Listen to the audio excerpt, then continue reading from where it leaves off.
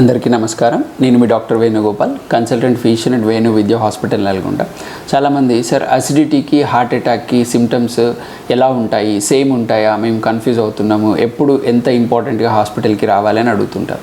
Most of the times రెండు symptoms కొంచెం సిమిలర్గానే ఉంటాయి. సో మెయిన్గా అసిడిటీకి వచ్చే సిమ్టమ్స్ ఏంటంటే ఎపిగాస్ట్రిక్, అంటే మీ బొడ్డు పైన ప్రాంతంలో పెయిన్ వస్తూ ఉంటుంది.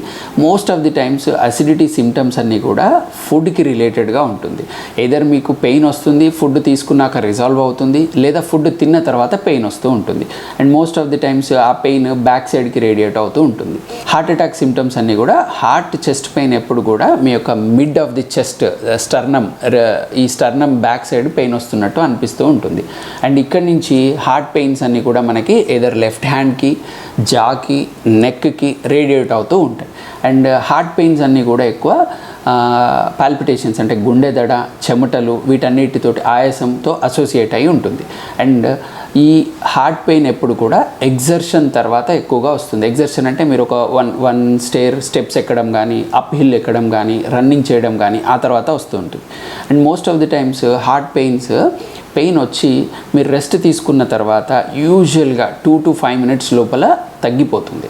ఒకవేళ మీ యొక్క పెయిన్ 5 minutes తర్వాత కూడా తగ్గట్లేదు అంటే మాత్రం మీరు యాజ్ ఎర్లీ యాజ్ హాస్పిటల్కి వెళ్ళాల్సి ఉంటుంది.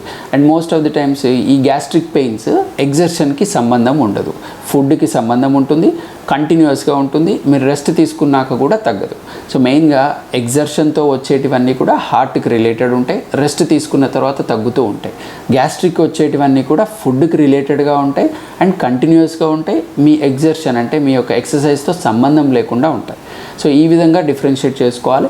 ఇలాంటి సిమ్టమ్స్ అనిపించినప్పుడు మీరు ఇమీడియట్గా చేయాల్సింది నియరెస్ట్ హాస్పిటల్కి వెళ్ళి ఈసీజీ ఒకటి చేయించుకోవాలి. ఈసీజీ నార్మల్ ఉన్నట్లయితే రిలాక్స్ అవ్వచ్చు, దాంట్లో ఏదైనా ప్రాబ్లం ఉంటే డాక్టర్ చెప్పినట్టు ఫాలో కావాలి.